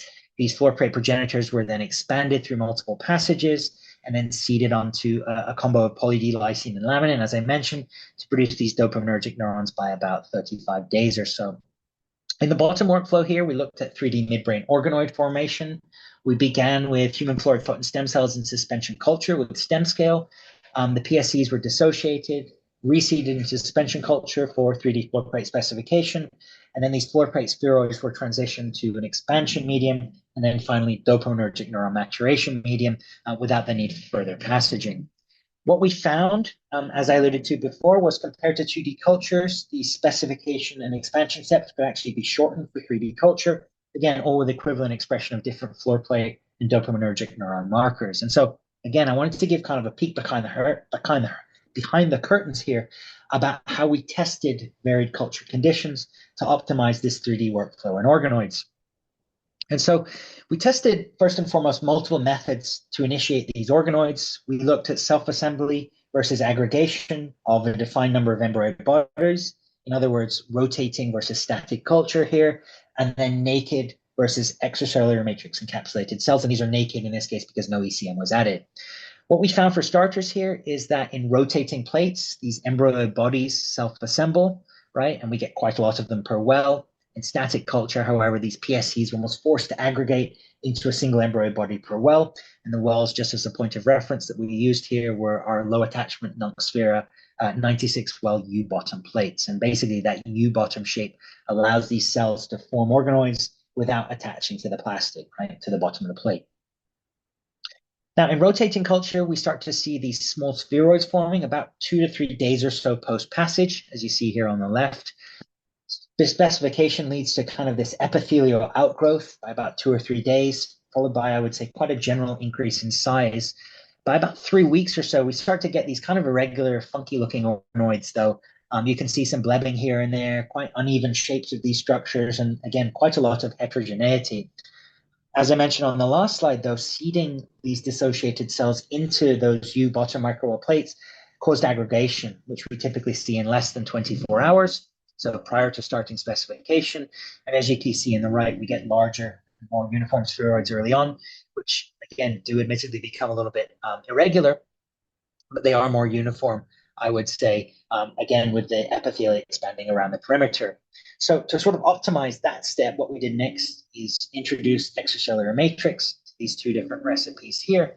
And this introduction of ECM was either performed by encapsulating free spheroids in Geltrex ECM at day 2 during floor plate specification, or adding a dilute solution of 2% Geltrex to the microwell plates at day 2. What we found here, again, just to be transparent, is that they were unable to cross over, if you will, with the additions or type of addition of ECM here. You couldn't encapsulate in the U-bottom plates because it just became too hard to remove them from the well. We couldn't use dilute ECM in the shaking or rotating culture because it just triggered massive aggregation. The long and the short of it, though, is that ECM encapsulation, as you see on the bottom left here, led to quite a big increase in epithelial outgrowth by day 5 in rotating culture.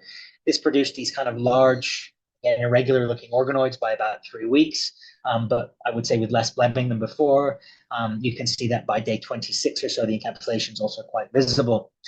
In static culture, though, as I said, we saw less blebbing. I'd say more robust looking spheroids that have a healthy amount of cavitation. We then paired that with dilute 2% Geltrex in those static microwells that led to even more epithelial outgrowth, as we see on the right here at day 10. The size and the shape of these spheroids is much more uniform. I think you can appreciate that. In these other conditions, I would say these are quite nice looking cells. And again, this is in agreement with the literature, which suggests that a bit of rigidity within the media actually goes quite a long way to help improve that differentiation and maturation process. Just as a point of reference too, Geltrex added at a low percentage doesn't solidify the media in the well. You just kind of end up creating this dilute mixture that has a bit of rigidity to it. And you can just kind of make out the Geltrex around the organoid here. And again, what that does is keeps those structures intact. Okay, so what do dopaminergic neurons look like in these different methods? And so after optimizing for our 4 experimental conditions, right, self-assembly versus aggregation, as well as naked versus encapsulated, the midbrain organoids were compared after either forming spontaneously in rotation on the left here, forming in rotation for 5 days prior to being encapsulated in Geltrex, left center here, assembling in the via aggregation in 96 well U-bottom plates in the middle here, or in U-bottom plates with 2% Geltrex, as we see on the right. 3 weeks after the beginning of floor plate specification, we labeled these organoids in whole mount for either tyrosine hydroxylase or TH in green. TH is widely used in the study of dopaminergic neurons. It is the rate-limiting enzyme for dopamine synthesis. We also looked at MAP2 in red here, microtubule-associated protein, it's a useful marker of neuronal differentiation, as well as DAPI in blue, which obviously stains DNA, and it's a useful nuclear counterstain. We imaged these organoids in confocal on a high content platform called the Cell Insight CX7 and showed these as either maximum intensity Z projections across the top or single optical plane across the bottom. And again, what we found is that ECM encapsulation really drove the outgrowth of epithelia, kind of resulted in these highly folded outer structures with lots of neurons, with aggregation of PSCs in these U-bottom plates, really increasing epithelial complexity, as well as neuron yield as well, especially with 2% Geltrex added to that specification medium. You can see in the bottom left here that these free rotating organoids without encapsulation had, I would say, a fairly simple looking structure with these MAP2 neurons kind of ringing around the outside. The organoids formed in the microwell had even more TH positive neurons with extensive neurites. Encapsulating that free organoid in ECM had a similar effect, again, kind of producing this convoluted layer, if you will, right, of cell bodies and more abundant TH positive neurons. But these microwell or static organoids exposed to Geltrex on the right, I would say had the nicest and most compact shape. It was nice and round. It had a nice thick layer of TH positive neurons. And you can, I think, appreciate that really in the top and the bottom over here on the right. So the take home here is that ECM encapsulation in these static UR microwave plates increased organoid complexity as well as dopaminergic neuron yield. Now, again, really important question here is the physiological relevance of these cultures. So here we're taking a glimpse of a substance called neuromelanin. Neuromelanin is kind of this reddish-brownish pigment that we know is synthesized from dopamine. It's commonly seen in human catecholaminergic neurons. In Parkinson's disease especially, we see selective degeneration of brain cells that contain this neuromelanin, again, especially dopamine-producing cells in the substantia nigra, shown over here on the left. What our team found was that the addition of ECM influenced the amount of extraneuronal melanin in these midbrain organoids, whereby spheroids formed without ECM, or so-called naked organoids, right, shown in the middle here, had very little pigment. The rotating Geltrex encapsulated organoids on the left here had a bit more, but the organoids formed in these static microwells, again with the addition of dilute Geltrex, had the most neuromelanin, which I think you can appreciate in these images here, and it was also visible earlier by about 5 weeks or so. And again, this more closely recapitulates what we'd expect to see in vivo. Again, at its core, we're concerned with electricity, right? It's the fundamental currency of the brain. And so looking at physiological relevance here, we evaluated spontaneous electrical activity, again, using MEA here. What we did is we plated 21-day midbrain organoids in MEA at 1 per well, and we looked at spontaneous action potentials within about a week, which is indicated by these black bars on these raster plots here. By about day 35 or so, we start to see coordination of spontaneous action potentials across a number of different electrodes. And these vertical pink bars here mark bursts of activity, if you will, seen across at least 4 different electrodes at one particular point in time. Cool little experiment here. We can actually silence that coordination by adding excess dopamine into the mix, into the medium in the middle here. This suppresses neuronal dopaminergic activity by what's called D2 autoreceptors. D2 autoreceptors are basically linked to inhibitory G proteins that we know play a key role in regulating activity of dopaminergic neurons. Pretty cool, though. Again, we can actually have that coordination reappear following washout of that dopamine. At the bottom here, you can see after about 7 weeks or so day 51 here, there was even stronger coordination of activity. These organoids are all, again, still largely sensitive to exogenous dopamine administration. And then even after washout, the organoids still formed this kind of robust network of active dopaminergic neurons. We looked then at multi-electrode array with regards to functional activity and network formation in 2D versus 3D. As you can see at the top here, 3D allows us, if we want, a slightly shorter protocol for floor plate specification and expansion, as well as much more robust and synchronous activity in these raster plots, which I think you can appreciate in the top here.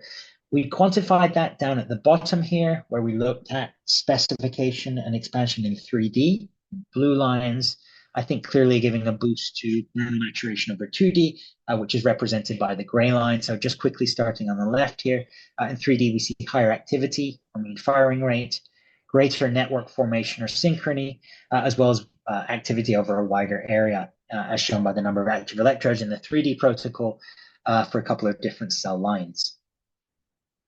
And then last but not least, just kind of implementing this in more of a complete story here, just a little bit of data on how we looked at this in the context of disease modeling.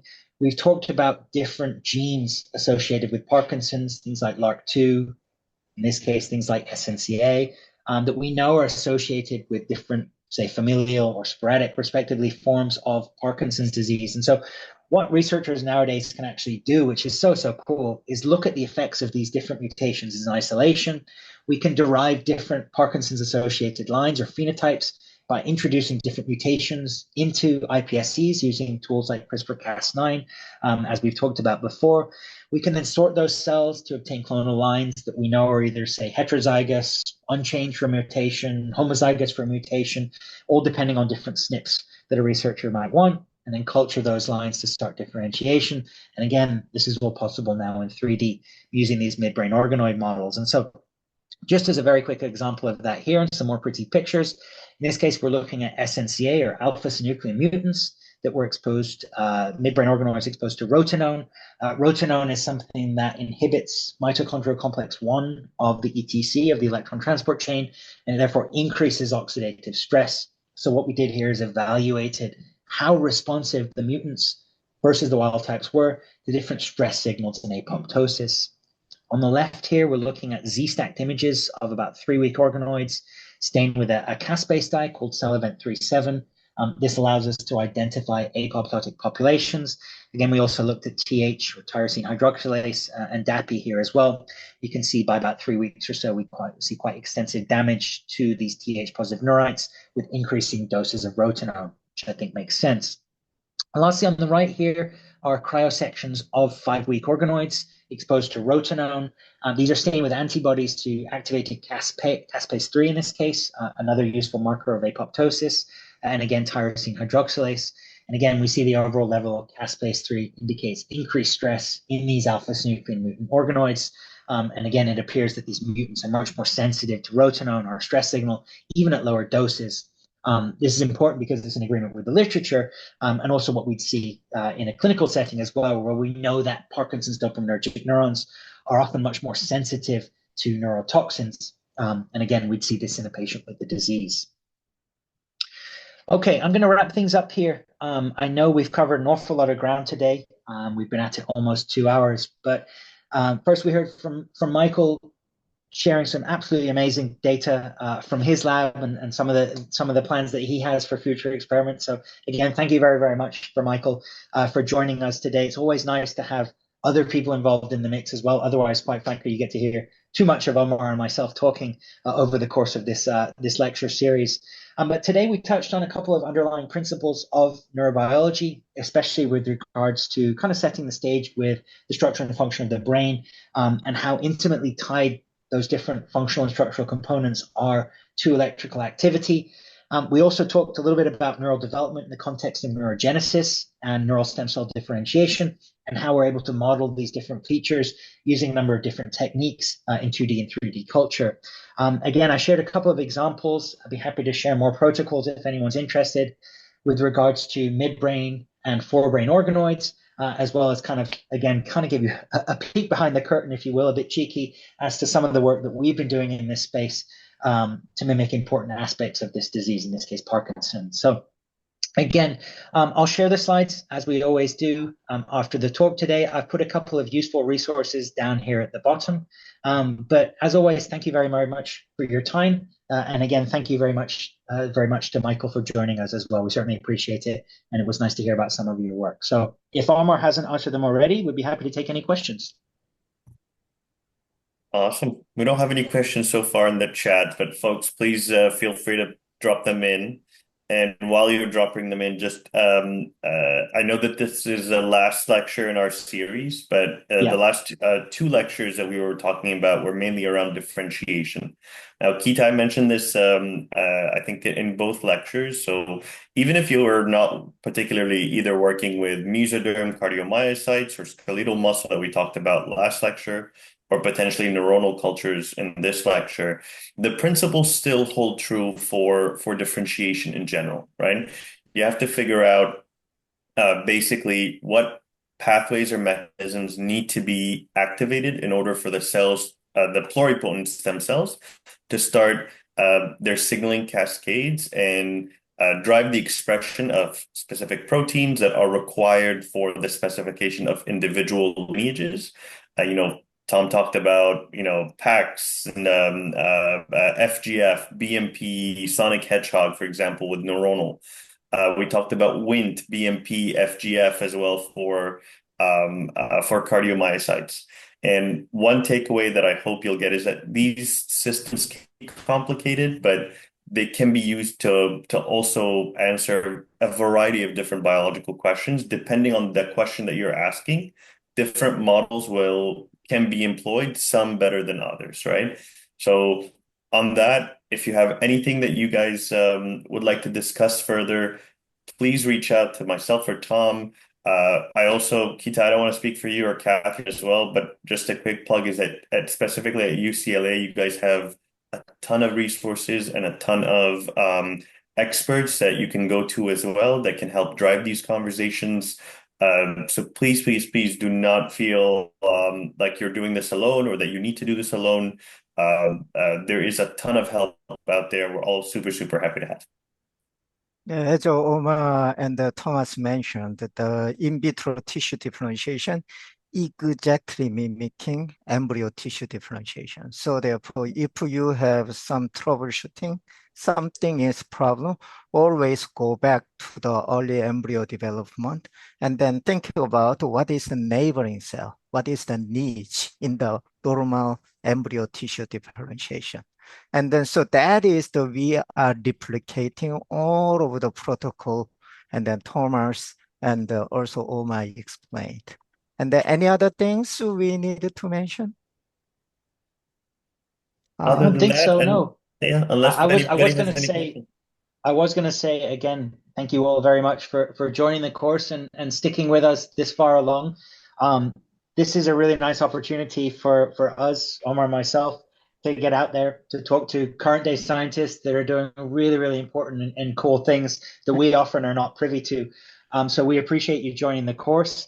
And again, this is something that we hope to continue to do in the future as well. And we'll continue to change the content. We'll continue to update with new technologies, etc. We will send a survey after the course as well. You can be brutally honest about things that you liked, things that you didn't like, things that you would like to see in the future as well. And as Omar and I have always said, please don't hesitate to reach out. We're always here as a resource, and we're happy to support in any way we can. We love doing this stuff, so it's a lot of fun for us as well. Yeah, and those surveys are anonymous. So as Tom mentioned, please be as brutal as possible. Our main goal is not to, click a check mark, but rather to provide material that would be useful for you. So if there's anything that you wanted to see expanded on in terms of content or things that you wanted to see change, things that particularly either enjoyed or didn't enjoy, let us know. We can help tailor this for future lectures as well. Any Naren, do you want to mention something? No. I put it in the chat, but I could say it this way too.